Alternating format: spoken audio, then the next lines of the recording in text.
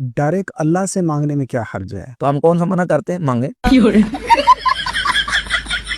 نہیں تو پھر یہ جو اللہ تعالیٰ کے بندہ، اچھا جب ایک بندہ دریا میں ڈوب رہا ہے، غوطے کھا رہا ہے، تو وہ جو کنارے پہ کھڑے بندے کو پکارا، وہ کیوں پکار رہا ہے؟ وہ تو حیات ہے، کھڑا ہے، بھائی وہی بات ہے نا، وہ یاد ہے، وہ ایک شخص وفات پا چکا ہے، وہ یہ عقیدہ رکھ کے پکارا ہے نا، کمیونیکیشن یہاں سے ختم ہو چکی وہ ہے۔ یہ عقیدہ رکھ کے پکارا ہے نا کہ بھئی یہ کر سکتا ہے، اس عقیدے کے ساتھ کہ اللہ کی دی طاقت سے کر سکتا ہے۔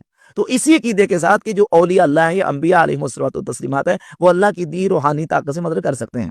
استعانت حقیقی صرف اللہ رب العزت کی ذات سے ہے۔ ایاک نعبد و ایاک نستعین، وہ جو ایاک نستعین کے اندر حصر ہے، وہ حصر حقیقی ہے، کہ معنی یہ ہے کہ حقیقت میں مددگار یا اللہ صرف تجھ ہی کو سمجھتے ہیں، اور حقیقت میں صرف تجھ ہی سے مدد مانگتے ہیں۔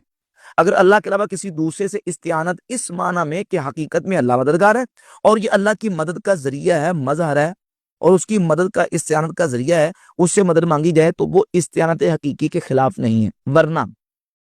ورنہ پھر یہ ساری امداد، استعانت، یہ ساری شرک ٹھہرے گی۔ مثلا چاہے اسباب کے تحت ہم کسی دوسرے سے مدد لیتے ہیں، پانی کا گلاس بھی کسی سے مانگتے ہیں، مدد مانگتے ہیں، کسی حکیم سے دوائی لیتے ہیں، کسی ڈاکٹر سے دوائی لیتے ہیں، کسی حاکم سے مدد مانگتے ہیں، وہ ساری شرک ٹھہرے گی۔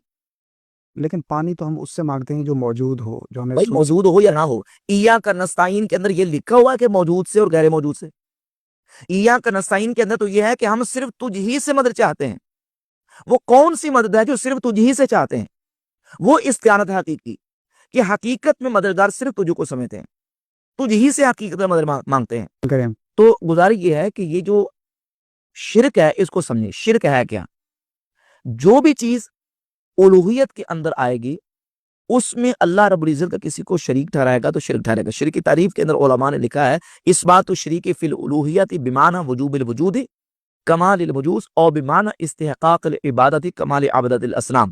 شرک یہ ہے کہ اللہ کی الوہیت میں کسی دوسرے کو اس معنی میں شریک ٹھہرانا کہ اس کو واجب الوجود مانے، یا اس کو اللہ کی عبادت میں اللہ کا شریک مانے، جیسے کہ مشرکین اپنے معبودان باطلہ کو اللہ رب العزت کا شریک ٹھہراتے تھے۔